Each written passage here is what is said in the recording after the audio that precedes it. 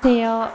저는 부천시 일시청소년 쉼터에서 가정박 청소년들을 만나고 있는 강애녹 수녀라고 합니다. 이렇게 사실은 앞에 이렇게 카메라가 있는 상황은 너무 어색하고 저에게 너무 낯선 상황이라서 사실은 많이 떨립니다. 앞에 이렇게 많은 분들이 계시다고, 함께 앉아 계시다고 생각하고 그렇게 나눔하도록 하겠습니다. 가정박 청소년들이 가정에서 벗어나서 만나게 되는 기관들은 이렇습니다. 아까 그 아지트 신부님께서 말씀해 주셨는데 이동형 일시쉼터가 있으신 거고요. 저희는 이제 고정형 일시쉼터라고 해서 쉼터 내에 청소년들이 생활할 수 있는 생활관이 함께 있어서 청소년들에게 일주일 이내의 보호를 함께 제공하고 있습니다. 그래서 이제 일시쉼터에서 청소년들을 발굴해서 함께 이제 기관 연계도 하고 해서 이제 집으로 들어갈 수 있는 친구들은 귀가 지도를 하고요. 집으로 돌아갈 수 없는 친구들도 많이 있기 때문에 그런 경우는 단기 쉼터나 중장기 쉼터로 기관 연계를 합니다. 그러면 이곳에서 뭐 생활도 함께 하고 학교 다니고 치료받고 돌봄을 받다가 자립지원관, 다음번에 말씀해 주실 자립지원관을 통해서 이제 자립하는 그런 과정으로 진행이 현재로서 되고 있습니다.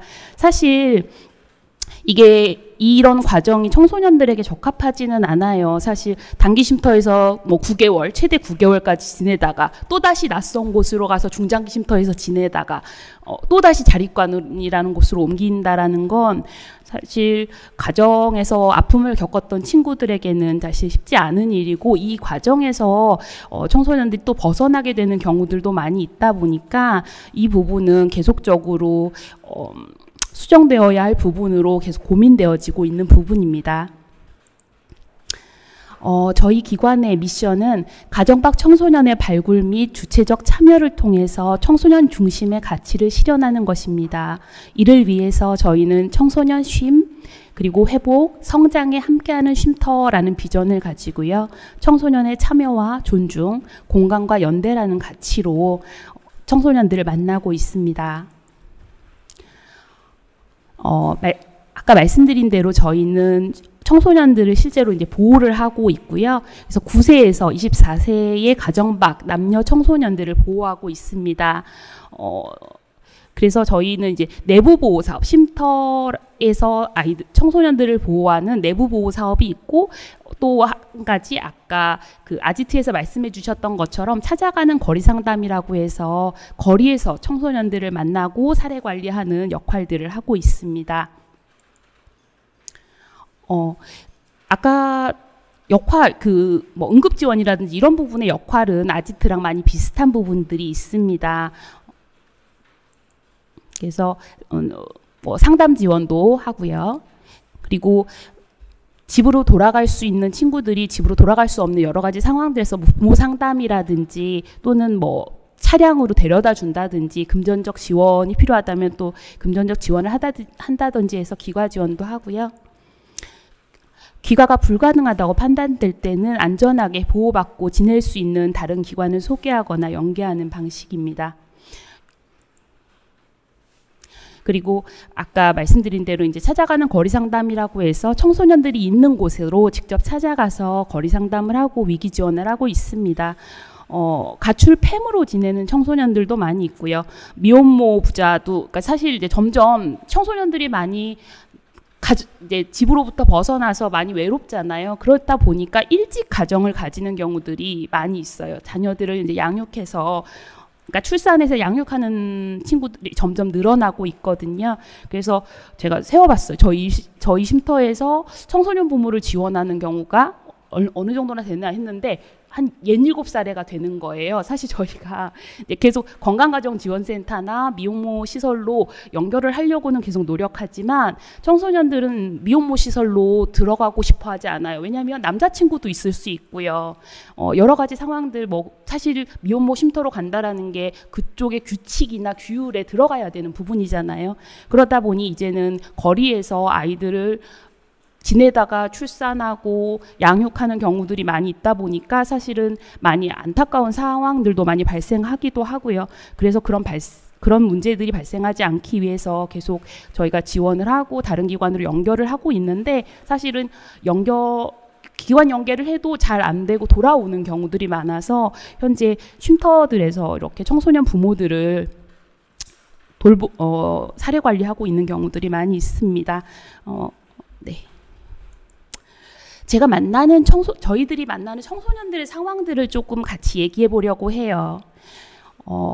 어떻게 지낼까? 처음에 가출을 하면 사실 막막해요. 모르잖아요. 그래서 놀이터, 빌라 같은데 옥상전 계단, 이렇게 아이들하고 채팅을 하다 보면 그 계단에 앉아 있다는 애들이 굉장히 많아요. 빌라 계단.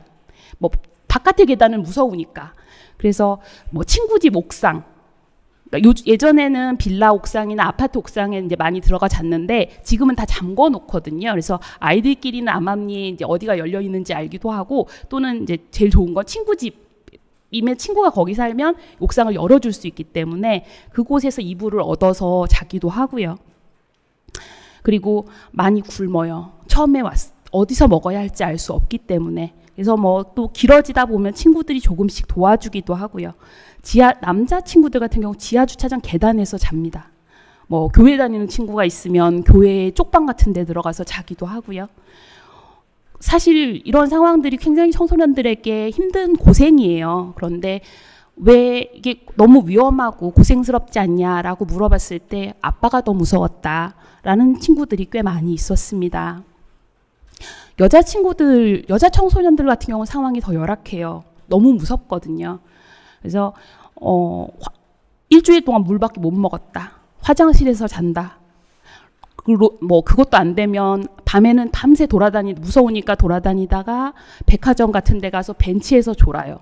그것도 둘이 같이 졸면 무서우니까 한 명은 눈 뜨고 있고 한 명은 졸고 이걸 번갈아서 자는 거죠. 그래서 첫눈 오는데도 밖에서 잤다. 생리할 때는 편의점에서 휴지를 얻어가지고 냅킨 같은 걸 얻어서 그렇게 사용하고 그리고 놀이터 통미끄럼틀에 들어가서 혼자 들어가면 미끄러지니까 둘이 같이 들어가서 자고 뭐 팔각정 같은 데 가서도 자는데 그렇게 하다 보면 남성들이 말을 걸어오니까 무서워서 그냥 또다시 일어나서 주변을 맴돌기도 하고 많이 굶어요. 그래서 처음부터 절도를 막 하고 그러지는 않아요. 그런데 굶다 보면 이틀이고 3일이고 일주일이고 굶다 보면 어떻게 해요? 먹어야지. 그러다 보면 문 밖에 진열되어 있는 것들을 몰래 훔쳐먹기 시작하죠. 그러다 보면 뭐 이마트에 들어가서도 훔쳐먹게 되고 편의점도 가서 털고 이렇게 되고 이제 중고나라 사기를 그러니까 인터넷 그런 중고마켓 같은 데서 이제 사기를 치기도 하고 처음에는 그렇게 나쁜 마음을 가지고 하지는 않아요. 그런데 막상 내가 입고 있던 옷을 팔아보려고 하니 돈이 입금이 되니 물건은 아직 안 보냈는데 나 옷도 필요한데 그러다 보니까 어차피 가출했는데 인생 막장이다라는 생각에 돈을 보내지 않고 돈이 좀 들어오네. 이렇게 하다 보니 이것들이 반복되고 뭐 네이버 같은 데서 사진 찍어가지고 사진 캡처 떠서 올리면 10% 정도 이렇게 받는 선수금 가지고 이제 그렇게 생활하기도 하고 첫 가출해서 사고는 3주 후에 쳤다고 해요. 이 친구는 뭐 여러 가지 주거 침입도 해보고 삥도 뜯어보고 폰도 팔아보고 그렇지만 혼자 하지는 않았다고. 혼자서는 아무것도 할 수가 없다고 자기는. 청소년들이 함께 있어서 우리는 무섭다고 말해요. 하지만 청소년들이 왜 함께 있느냐? 무서워서 함께 있어요. 내가 낮 시간에 학교가 아닌 밖에 이렇게 놀이터에 있을 때 어른들은 쟤 학교 안 가고 뭐해? 라고 봐요. 그랬을 때 나는 가출 청소년이 돼요. 그런 눈을 한번 생각해 보실 수 있으세요? 아이들 버스를 탔어요. 낮에 버스를 탔는데 쟤 학교 안 가고 뭐해? 이런 눈빛들. 저희 친구들 참 많이 예민하거든요. 그렇기 때문에 함께 있어요. 그런데 어른들은 그걸 보고 무서워해요. 위험하기도 하죠, 사실. 네, 그렇다고 또 이 친구들이 다 비행으로 가는 건 아니에요. 앵벌이를 하기도 해요. 그래서 뭐 앵벌이를 모두가 다 이렇게 하지는 못하죠. 그래서 제일 그러니까 줄 것 같은 아이들이 하게 돼요. 어린 막내 아이들이나 여자 아이들이 하게 되고요. 그래서 배고프면 앵벌이 뛰고 담배는 친구한테 얻어 피고 이제 그나마 알바할 수 있는 게 전단지 알바, 부모님 동의서를 만 16세 이하는 그러니까 저희는 청소년이 만 16세 이하는 아예 알바를 할 수 없습니다. 그리고 만 16세 이상은 부모님의 동의서가 있어야 해요. 그런데 가출한 친구들이 부모님 동의서 어디서 받아요? 그러니까 만만한 전단지 알바를 일당제예요. 전단지 알바는. 그렇기 때문에 전단지 알바 하루 하면 하루 이틀 찜질방에 들어가고 찜질방에서 먹을 수가 없어요. 찜질방 굉장히 음식 비쌉니다. 그러면 물 마시면서 견디다가 또는 거기도 가출한 것처럼 보이는 애들 있으면 삥 뜯고 이렇게 해서 뭐 라면 먹고 이렇게 하면서 지내요. 아이들한테 청소년들한테 물어보면 이틀에서 길게 일주일까지 많이들 굶는다고 해요. 여자아이들 같은 경우 이런 상황이다 보니까 사실은 계속 무서우니까 사람 많은데 돌아다니는 거예요. 그러다 보니까 술집 번화가들 돌아다니게 되고 그곳에서 뭐 그런 삐끼라든지 뭐 이런 아는 오빠는 아니고 이제 거기를 돌아다니다 보면 사람들이 너 왜 이렇게 돌아다녀? 라고 물어볼 거잖아요. 그러면 그 사람들하고 친해져서 그 사람들로부터 편의점에서 담배도 얻어 피고 먹고 그리고 때론 친해지면 모텔비도 주고 찜질방비도 주고 이렇게 되는 거죠. 이랬을 때 사실 이 사람들이 그냥 돈 주겠어요? 이유가 있겠죠. 하지만 청소년들도 알아요. 자기를 이용한다라는 거. 그럼에도 불구하고 난 지금 잘 곳이 없고 먹을 게 없어요. 이런 상황에서 사실 부천이라는 곳은 그런 청소년들이 또 많이 있기 때문에 그런 청소년들을 이용하는 어른들의 문화가 생겨납니다. 그래서 청소년들을 그렇게 헌팅하는 성인들이 많이 있어요. 그걸 청소년들도 알아요. 그래서 이렇게 1시간 반 동안 앉아 있으니 3명이 다가오더라. 라는 이야기를 하는 거예요. 지금 제가 나이가 40대 중반이거든요. 제가 이거 이제 논문 쓴 거예요. 제가 부천역 친구들을 대상으로 논문 쓴 내용인데, 이 친구들 이제 하면서 저도 이제 한번 해봤어요. 그래서 거리에 앉아 있어 봤어요. 한 새벽 3시쯤에. 그랬더니 저에게도 다가오더라고요. 아줌마 옷을 입고 있는데 40대 여성이 술 마시자고 다가오시더. 너무 무서워서 제가 됐다고 그러고 이제 도망쳤거든요. 그래서 이런 문화가 부천역에는 만들어져 있는 거예요. 그래서 청소년들이 이 사람에 대해서 말해요. 쓰레기라고. 한마디로 얘기해서 하루 만난 여자랑 자른 그런 남자들. 솔직히 나는 살기 위해서 그랬다. 당장 집에 들어가기 싫은 거다. 엄마로부터 상처받는 말을 들었는데 누가 들어가고 싶냐. 나는 자고 먹고 그래야 돼서 했고 솔직히 먹었던 거 술이었다. 그러면서 배를 채운 건 안주였고 내가 먹고 싶은 건 아니었다라고 이야기합니다. 그래서 랜덤 채팅이나 헌팅이나 이런 방식으로 청소년들이 지내요. 아까 말씀드린 것처럼 알바를 할 수가 없어요. 아르바이트를 할 수가 없습니다. 제가 자꾸 청소년들의 언어를 써요. 그러다 보면 조건 만남도 하게 되고 조건 사기도 하게 되고 그래서 지금 이 친구는 조건 사기를 한 거예요. 헌팅해서 모텔을 갔는데 거기서 몰래 그 사람 씻으러 간 사이에 핸드폰이랑 돈만 챙겨서 나와서 그래서 그걸로 옷을 산 거예요. 사실 생계형 범죄들입니다. 이 친구들이 유흥비 사실 시간이 너무 길어요. 돈 없이 밖에서 24시간을 보낸다는 것 어떤 학교도 가지 않고 정말 돈 없이 거리에 있다라는 건 너무너무 힘이 들어요. 우리 뉴스에 유흥비로 썼다라고 얘기를 하지만 그 친구들이 어디에 가 있을 수 있겠어요. 학교를 가지 않는 상황에서 집도 없는데. 그래서 생계형 범죄들이 점점 늘어나고 있습니다. 쉼터 오면 되지라고 생각을 하시는데요. 가출 신고가 되어 있는 경우엔 부모님에게 연락이 갑니다. 왜냐하면 저희가 182 그 가출 신고 검색을 하도록 되어 있어요. 법적으로. 그래서 그게 되면 경찰을 통해서 부모님께 연락이 가요. 그게 법적으로 그렇게 돼 있어서 저희도 어쩔 수 없는 부분이 있습니다. 그래서 더 열악한 친구들은 가출 신고가 되어 있는 경우 참 어렵습니다. 사실. 그러니까 본인이 귀가를 원하지 않는 경우에는 되게 어려운 상황들이고요. 상황이 이렇다 보니까 일시쉼터를 돌아다니는 임시쉼터만 돌아다니는 친구들도 있고요.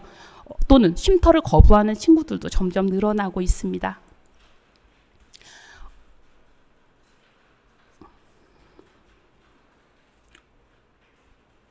죄송합니다. 제가 시간을 어떻게 쓰고 있는지. 예. 현황과 고민들에 대해서 좀 말씀드려보겠습니다. 사실 뭐 중간중간 얘기가 나온 부분도 있는데요. 쉼터는 공동생활, 다인실을 쓰고 있어요. 전반적으로 모든 쉼터는 다인실 체계입니다. 현재. 그래서 모두 공동생활을 해야 돼요. 그런데 그러다 보니 감염병 문제에 대응이 너무 어렵습니다. 현재 저희 쉼터가 정원이 한 16명 정도까지는 보호할 수 있어요. 그런데 감염병 문제 때문에 다 격리하도록, 처음에 들어왔을 때 코로나 검사하고 격리하도록 되어 있습니다. 그러니까 개별방이 필요한 거예요. 그러다 보니 현재 저희 쉼터가 6명으로 정원이 축소되어 있어요. 4단계라서. 그러다 보니 저희만 그렇겠어요. 모든 쉼터들이 정원이 축소되어 있습니다. 이게 다인실이기 때문에 그래요. 그리고 사실 다인실이다 보니까 사생활 보호가 어려워요. 친구들끼리도 어렵고요. 그러다 보니 청소년들 간의 갈등 발생이 증가해요. 저희 집에서 지낼 때 형제들하고 싸우잖아요. 그건 당연한 거예요. 그런데 형제도 아닌 사람이 단지 가정박이란 이유만으로 함께 방을 써요. 안 싸울 수가 없습니다. 학교도 안 가요. 심지어 24시간 붙어 있는데 안 싸울 재간이 어디 있겠어요. 그런데 싸움이 났을 때, 크게 싸움이 나면 쉼터에서는 가해자와 피해자를 나누고 결국은 누군가를 더 돌봐야 한다라는 이유로 한 명은 다른 곳으로 보내야 해요. 왜냐하면 가해자와 피해자를 함께 데리고 있을 수가 없으니까요. 그런데 이 상황이 청소년들에게 너무 억울한 거예요. 그러니까 억울한 상황들도 많이 발생을 하게 되고요. 그렇지만 쉼터 안에서 폭력적인 상황들이 발생했을 때 저희 또한 조치를 해야 되는 부분이 있기 때문에 이게 참 어렵습니다. 그리고 심리적인 어려움이나 비행 문제가 있는 청소년 보호가 많이 어려워요. 그러니까 다인실이 있다 보니까 이제 저희 그런 경우가 있었어요. 어떤 청소년이 와서 다른 청소년들을 이제 SNS로 불러들이는 거예요. 그래서 그 방에서 조건 만남을 알선을 하려고 하고 있는 거예요. 그래서 그 피해를 입은 친구가 저희에게 도움을 요청했어요. 그래서 알게 됐어요. 그래서 사실 그러면은 그 조건 만남 알선하는 친구를 쉼터에서 보호할 수 있을까요? 현재로서는 보호할 수가 없어요. 공동생활이고 다른 친구들을 보호해야 하니까요. 그래서 이제 근데 중요한 건 그 친구도 굉장히 열악한 청소년이에요. 18살 여자아이였어요. 그 친구가 왜 그렇게 됐겠어요? 사실 조건 만남의 알선과 피해는 사실 알선만 하고 피해만 있고 이게 아니라 돌아요. 폭력이 피해와 가해가 같이 일어나듯이 이런 상황들이 계속 반복이 되거든요. 학습되고 반복되는 부분들이 있다 보니까 사실 어려움이 많이 있습니다. 그렇기 때문에 사실 지금 쉼터는 개별실이 많이 필요하다라는 이야기들을 계속 제안을 하고 있습니다. 그리고 또래 청소년 간 이제 정보 공유나 모델링의 문제, 아까 말씀드린 것과 비슷하게 그런 것들을 학습해서 배우는 거죠. 그래서 이런 부분들의 문제가 있고요. 그리고 저희가 이제 학대 방임 청소년들이 있고 또 이제 순수하게 그 집에서 스스로 이제 나온 친구들이 있어요. 그 친구들도, 그 청소년들도 당연히 집을 나온 이유가 있을 겁니다. 그런데 가정박 청소년과 피학대 청소년들이 쉼터에서 섞여요. 따로 저희 부천 같은 경우는 피학대 쉼터가 없습니다. 그래서 섞이는 문제들이 있으면 이렇게 되면 이제 피학대 청소년들도 집에 안 들어가려고, 그러니까 기관으로 연결이 안 되려고 해요. 왜냐하면 거리에서 생활하는 방법을 익혀버리니까 그렇게 되면 이제 들어가지 않으려고 하는 경우들이 있기 때문에 사실은 이제 그리고 청소년들은 사실 소속 그 또래 관계가 더 중요하잖아요. 저희가 백날 얘기해도 친구가 한 말 하면 싹 저희의 말은 없어지는 게 돼요. 그래서 사실 이런 부분들이 이제 그렇기 때문에 개별실이 많이 필요한 상황입니다.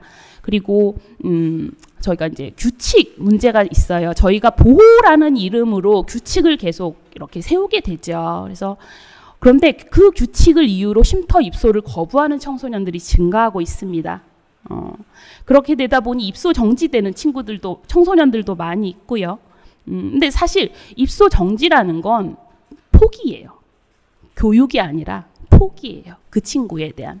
그래서 그리고 또 단기 쉼터들은 이 선별하는 입소 규칙을 세우고 있어요. 그러니까 사실은 염색하면 받지 않는다.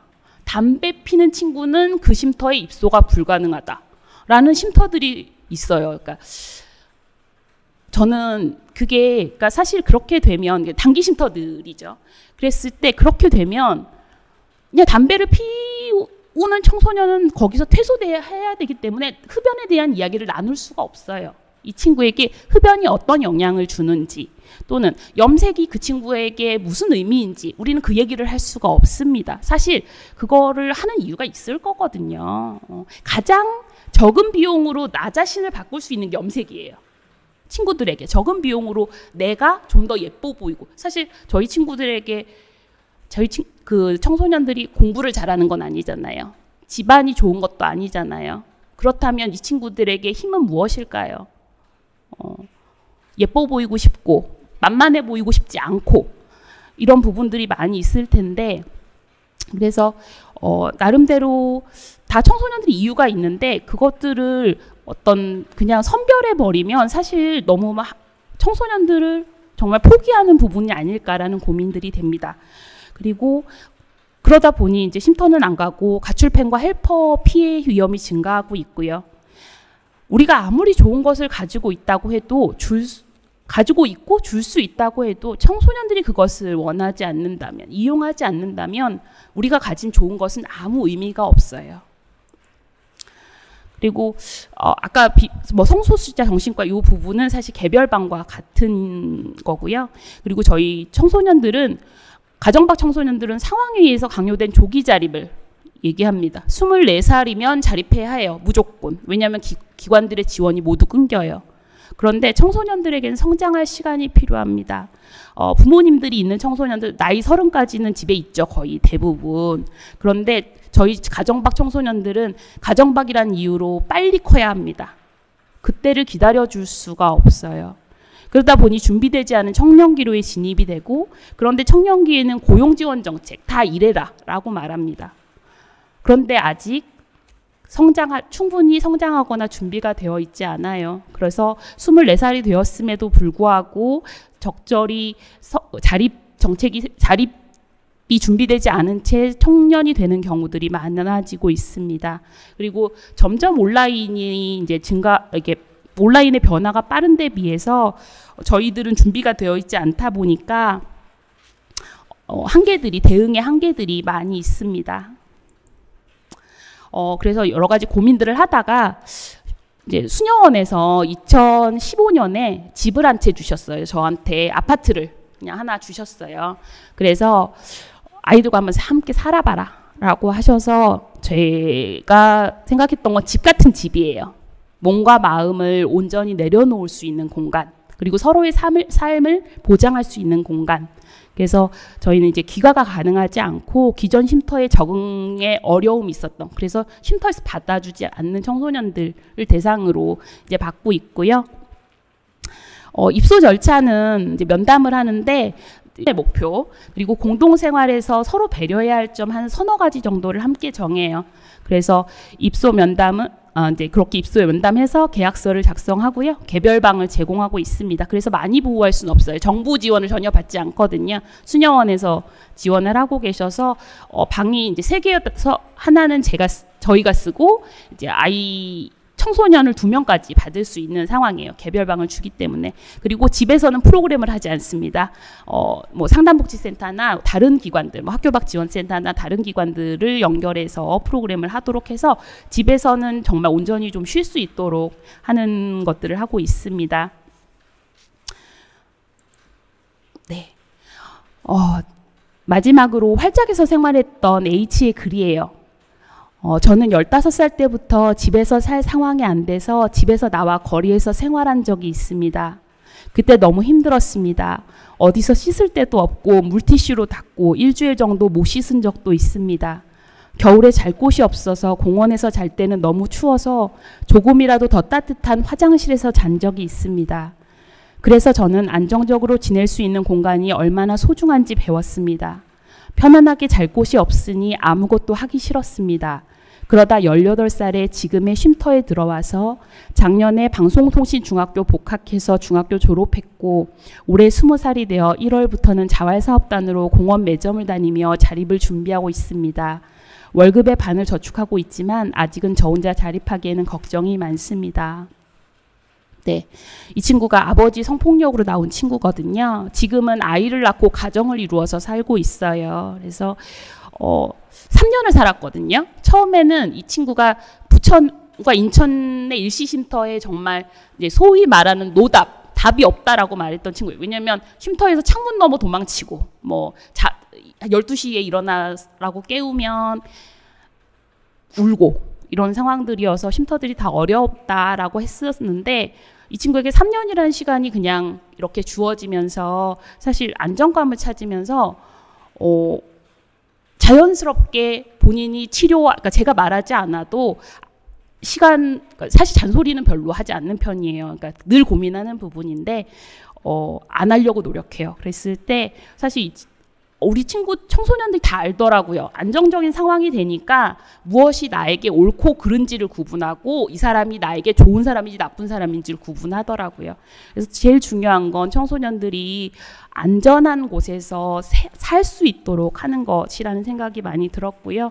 그래서 이런 주거권을 위해서 노력하고 있습니다. 이상입니다. 긴 얘기 들어주셔서 감사합니다.